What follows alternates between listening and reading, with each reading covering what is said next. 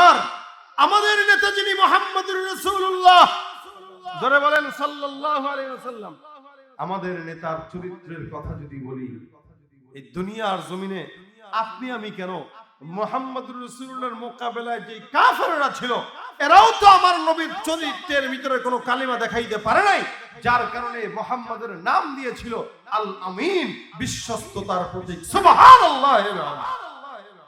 কাফেররা দিয়েছে, কাফেররা। আমরা দিব কি? আপনি আমি না আমার দলের নেতার সার্টিফিকেট দিই, কারণে সেও মুসলমান আমিও মুসলমান, কিন্তু রাসূলের চরিত্রের সার্টিফিকেট মুসলমান দেয় নাই, কাফেররা দিয়েছে। তার মানে চরম শত্রু যারা, এরাও আমার নবীর চরিত্রের সার্টিফিকেটের সনদ দিয়ে দিছে।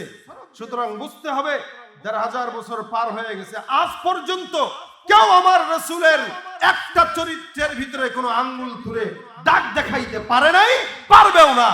আর বর্তমানে বাংলাদেশে কিছু মুসলমান নামধারী মুনাফিক তৈরি হয়েছে, এরা নাম দিয়েছে মজুমদার, নাম দিয়েছে মুসলমান, নাম দিয়েছে অমুক তমুক, কিন্তু আমার রাসূলের একাধিক বিয়ে নিয়ে কথা তুলে এরা রাসূলের চরিত্রে আঘাত দিতে চায়। আমি বলবো ওরা নামে মুসলমান হতে পারে, লেকিন ওদের জন্মের ঠিক নাই, ঠিক কিনা বলেন? যারা রাসূল সাল্লাল্লাহু আলাইহি সাল্লামের চরিত্রে আঙ্গুল তুলে দেখাতে চায় ওরা নবীর উম্মত হতে পারে না। আল্লাহ পাক নিজে বলেন, উতুল্লিন বা'দা যালিকা জানিম আন কানা যা মালিন ওয়া বানিন।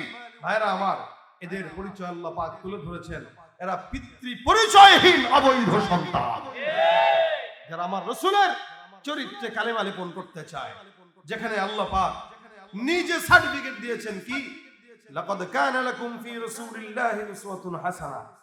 মনে রাখবেন, সমস্ত দুনিয়ার মানুষ, ইহুদি, নাসারা, খ্রিস্টান, হিন্দু, বৌদ্ধ ধর্মের যেই ধর্মের হোক না কেন, প্রত্যেকটা ধর্মের মানুষের জন্য আখলাকে নববী এটা তার জন্য উত্তম চরিত্র। এই উত্তম চরিত্র যদি ইহুদিও মানে সেও জান্নাতি, এই উত্তম চরিত্র খ্রিস্টান মানবে সেও জান্নাতি। আর মুসলমান হয়ে যদি না মানে, ওর মতো কপাল পোড়া কেউ হতে পারে না। সে মুসলমান দাবি করবে লেকিন হতে পারে